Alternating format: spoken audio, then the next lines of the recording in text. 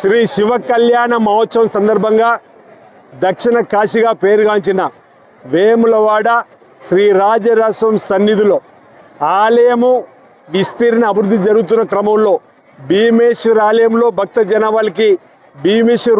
రూపంలో ఆ రాజరాజేశ్వర పరమేశ్వరుడు దర్శనమిస్తున్న సమయంలో వచ్చినటువంటి శివ కళ్యాణం మొదటిసారిగా గతంలో రాజన్న ఆలయంలో ఆ తర్వాత చైర్మన్ ఛాంబర్ దగ్గర జరిపేటువంటిది దినదినము అభివృద్ధి జరిగినట్టుగా వేలాది మంది భక్తులు ఈరోజు 70 నుంచి 80 వేల మంది భక్తులు వచ్చినట్టుగా భావిస్తున్నాం. వచ్చే భక్తులకు ఇబ్బంది తలెత్తకుండా మొదటిసారిగా పార్కింగ్ ప్లేస్లో శివ కళ్యాణ వేదికను ఏర్పాటు చేసుకున్నటువంటి దానిపైన ప్రత్యేకంగా కళ్యాణాన్ని ఏర్పాటు చేస్తే అనేక మంది భక్తులు స్వయంగా ఆ కళ్యాణాన్ని వీక్షించేటువంటి అవకాశం గౌరవ ముఖ్యమంత్రి రేవంత్ రెడ్డి గారి ఆదేశాలతోటి ఈ గౌరవ దేవాదాయ శాఖ మంత్రి సురేఖ మేడం గారి సౌజన్యంతో దేవాదాయ శాఖకు సంబంధించిన అధికారులు కానీ గౌరవ కలెక్టర్ గారు ఎస్పీ గారు అందరు ప్రోటోకాల్ అధికారులు కూడా ఈరోజు వచ్చేటువంటి భక్తులకు ఎలాంటి ఇబ్బందులు తలెత్తకుండా ఏర్పాట్లు చేయడంతో పాటు శ్రీ శివ కళ్యాణ మహోత్సవంను వేదిక ద్వారా కన్నుల పండుగగా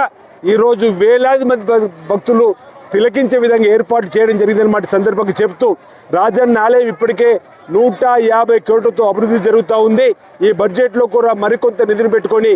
మరో 100 ఏళ్ళు కాదు మరో 1000 ఏళ్ళ వరకు వచ్చేటువంటి భక్తులకు ఎలాంటి ఇబ్బందులు తలెత్తకుండా రాజన్న సన్నిధిలో ఆలయ అభివృద్ధి కూడా జరుగుతున్న సందర్భంలో వచ్చినటువంటి శివ కళ్యాణ సందర్భంగా ఆ పార్వతీ పరమేశ్వరుణ్ణి ఆ రాజరాజేశ్వరిని వేడుకుంటున్నాడు. లోక కళ్యాణం జరిగే విధంగా మీ శివ కళ్యాణ సందర్భంగా లోక కళ్యాణం జరిగే విధంగా మీ ఆశీస్సులు మీ దీవెనలు ప్రజలందరికీ భక్తులందరికీ ప్రాంతానికి అందాలని ఆ పార్వతీ పరమేశ్వరుని రాజరాజేశ్వరి సందర్భంగా కోరుకుంటూ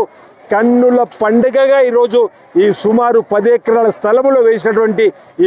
చలవ పందిళ్ళ మధ్యలో ఈరోజు పెండాల్స్ మధ్యలో బ్రహ్మాండంగా శివ కళ్యాణం జరిగింది. ఆ పురాణాన్ని కూడా బ్రాహ్మణులు చెప్పింది కూడా భక్తులందరూ కూడా విన్నటువంటి సందర్భంలో ఆ స్వామివారి ఆశీస్సులు అందరికీ అందాలని అందరూ బాగుండాలని సకాలంలో చక్కటి వర్షాలు బ్రహ్మాండంగా పడి పాడి పంటలు బ్రహ్మాండంగా పండి